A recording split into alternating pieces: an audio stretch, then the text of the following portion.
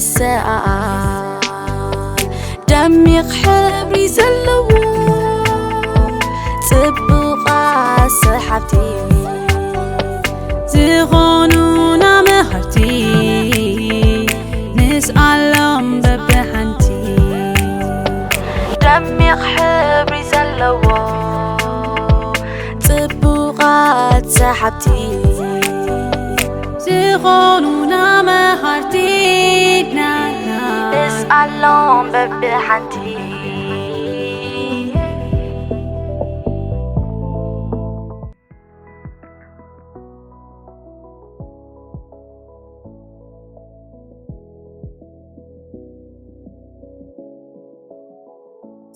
سلام فتوات تصانات كميك أنيهم نايلو ما عنت مدب تمرتنا دما بزعبا سألا ما يدورهوي مچم تصانات ما يدورهو أب نفوتو مدب ناي تلفزيون أب قلايات ወይ ድማ ኣብ መካነ እንስሳታት ርኢኹም እንትኾኑ ኢኹም ግን ዝበዝሕ ሰብ ማይ ደርሆ ብጫ ሕብሪ ከም ዘለዎ ጥራዮም ትፈልጡ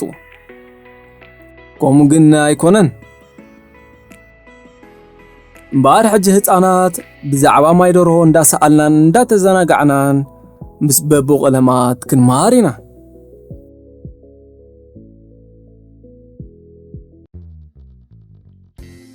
እንዳሰኣልኩም እንዳሰማዕኩም ቀስ ኢልኩም ምሳይ ብሓደ ኹኑ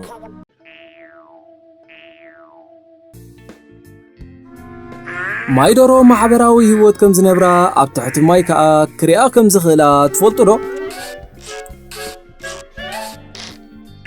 እንዳሰኣልና እንዳሰማዕና ቀስ ኢልና ማይ ደርሆ ከም በዓል እኽሊ ጥረምረ ፍሩታ ሓሳኹ ናይ ማይ ኣታኽልቲ ወላውን እንስሳታት ከይተረፉ እዮም ዝበልዑ እዘን ዓይነት ኣዕዋፍ ኣብ ጥቓ ማይ ጥራየን ክነብራ ዝኽእላ ንስእል ኣለና ዶ ብራቮታት ማይ ደርሆ ካብቶም ማያዊ ዑፍ እዮም ከም ጃንጥላ ወይ ግና ዓይነት እግሪ ኣለዎም እቲ እግሮም ከዓ ንምሕንባስ ይሕግዞም ካብቶም ንፉዓት ሓንበሲ ከዓ እዮም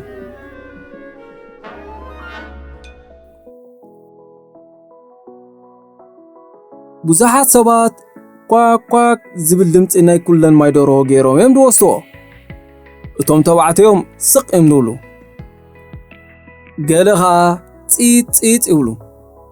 ገሊአን ከዓ ኣይ ዝብል ድምፂ እየን ዘውፅኣ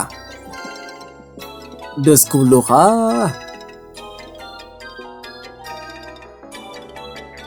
ቀስ ኢልና ኣዲና ኑፋዓት ብራቮታት ደስ ክብሉኻ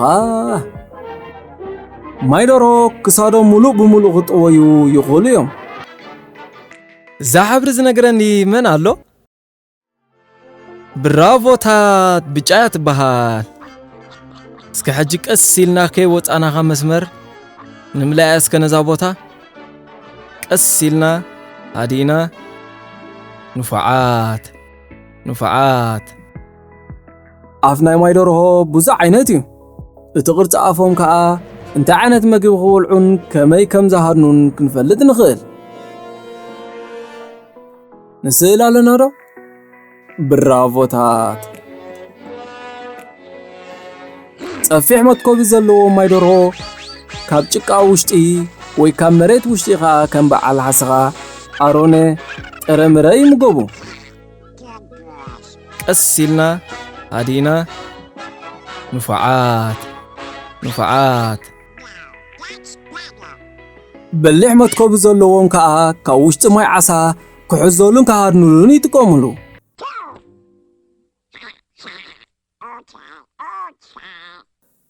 ብዙሕ ሰብ ምጫቂት ማይ ደርሆ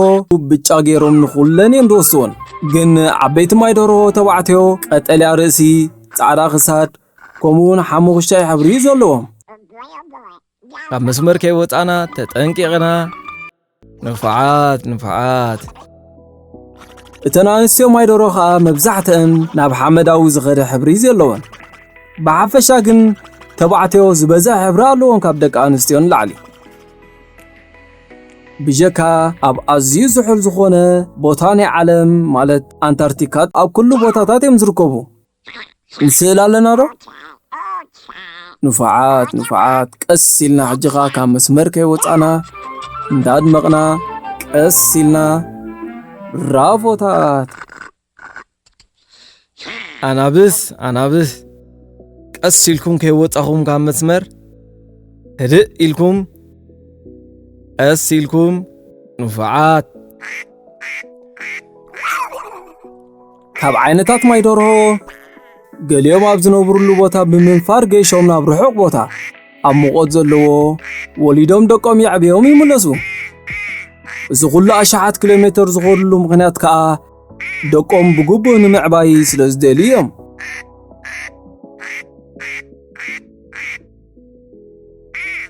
ስእል ኣለና ዶ ቀስ ኢልና ካብ መስመር ከይወፃና ብራቮታት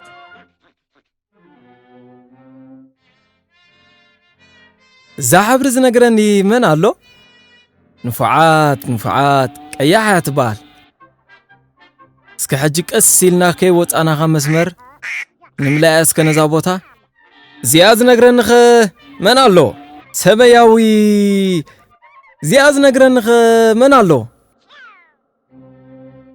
ብራቮታት ሽሮዋያ ትበሃል ንፉዓት ነዚኣ እውን ልክዕ ካብ መስመር ከይወፃና ቀስ ኢልና ሃዲና ቀስ ኢልና ንፉዓት ሕጂስ ተኣማሚነ እዚ ሕብሪ ከም ዘፅናዕኩሞ በላሕቲ ኢኹም ብጣዕሚ በላሕቲ ኢኹም ቀስ ኢልኩም ካብ መስመር ከይወፃኹም ብራቮታት ንፉዓት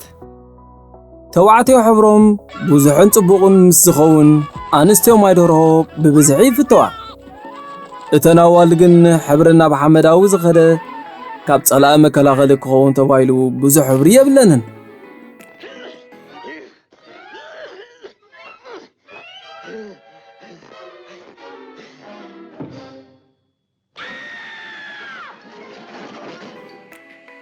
ሕራይ እምበኣር ፍትዋት ህፃናት ተማሂርኩምን ተዘናጊዕኩምን ክትኮኑ በዓል ሙሉእ ተስፋየ ኣብ ዝመጽእ መደብና ብኻልእ ትሕዝቶ ክሳብ ንራኸብ ሰላም ፍትዋት ህፃናት ደሓን ቀንዩ እቶም ዝሓለፈና እስከ ምሳይ ኮንኩም ከም ብሓድሽ ንገማ